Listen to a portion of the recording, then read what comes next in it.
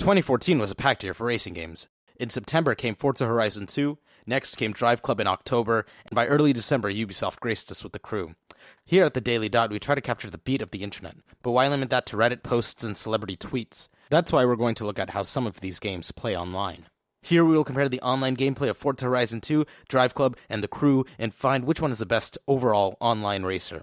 These three games are all trying to bring a more connected online racing experience, but before we get into the meat of online gameplay, let's actually take a look at the racing mechanics. Forza has a sim racing pedigree, but for this, developer Playground Games decided to have some fun. It strikes a perfect balance. Each car controls uniquely. A Ford GT compared to a Tesla Model S feels like night and day. If you drive into a corner at breakneck speeds, you have to slow down or you will spin out. The cars feel more attached to the game world and real-world physics without being absolutely dense and unplayable. So in this comparison, Forza Horizon 2 is a benchmark amongst these three games. Drive Club, on the other hand, tries to be more arcadey while thinking it's a sim. It's like an episode of Star Trek trying to be like Neil deGrasse Tyson's Cosmos.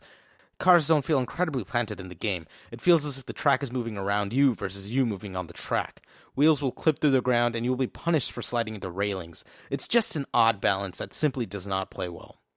But I would take Drive Club any day over The Crew. Talk about a racing game with no sense of driving whatsoever.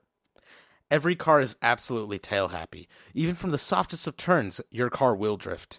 At least in Drive Club, cars feel different. In The Crew, it doesn't matter if you're driving a front-wheel drive Volkswagen Golf GTI or a Chevy Camaro, both will act and behave the same.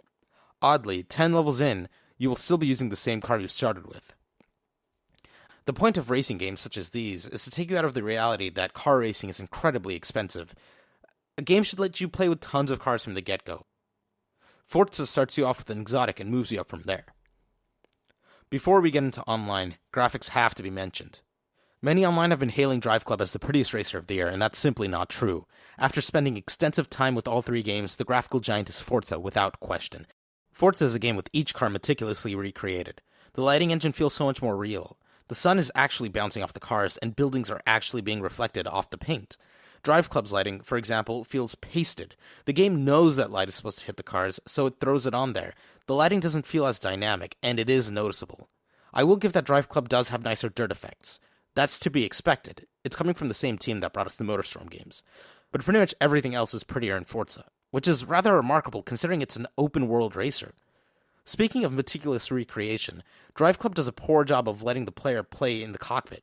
You can't see the actual speedometer, and there isn't a virtual one on the game's HUD. So, in Drive Club, you are forced to play in third person. It's a stupid oversight. Many have been praising Drive Club's recently released weather engine, and quite honestly, it feels fake. It's as if they slapped a Windows 98 screensaver over the game. The snow effects became so blinding that it was near impossible to see the road in front of me. The water droplets stuck to my TV screen were more of a hindrance than a cool effect. The Crew doesn't even compare to Forza or Drive Club graphically. The game has an odd pastel filter over it, which throws out any sense of realism. Damage done to the cars are not realistic whatsoever. If you hit a stop sign, it'll be as if you drove through a house full of nails. The game screen is also cluttered with tons of indications that are far more distracting than helpful. But now we have to move on to the reason you're watching this video. It's the online play.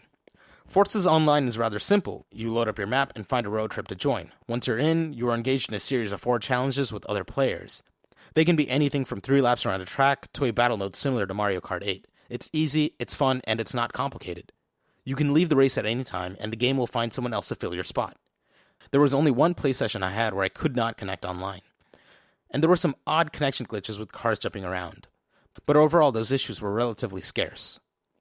Drive Club has been plagued with online issues since its launch. Of course, that was back in October. How is the game faring now? A bit better, but not much. The number of players online has dropped quite a bit. I found myself in races with as few as 3 opponents. There were also issues with players not loading into the game properly, so you will see their cars sitting idle at the starting line. When races do work, they're fine. It's pretty easy to get into a race, although it takes a while to load. But once you're in, you're pretty much in. The Crew, on the other hand, is a persistent open-world racer. At any point, there are always other people racing and ready to join your crew and race with you. Servers are, however, rather empty. Given my time with the game, I was only able to once find someone else online to play with.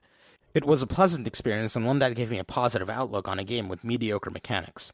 Anytime after that, it was near impossible to find someone else to race with. The game just did not display that many online racers. You could send a few people invites, but it always felt like a shot in the dark. Getting a game going was such a matter of chance that it wasn't even worth trying after a while. So the crew fails on letting you play in crews, ultimately destroying any uniqueness it had whatsoever. So, where does this leave us? We have 3 games, one of which is excellent, the other of which is alright if it works, and one that's mediocre at best. The best game is Forza Horizon 2, bar none. It exudes quality and polish. Every car feels unique, the game world is immersive and tons of fun, and the online works. It doesn't try to be overly complicated, it's there for players to have a blast. So, if you're stuck trying to decide between which racing game to get this holiday season, look no further than Forza Horizon 2.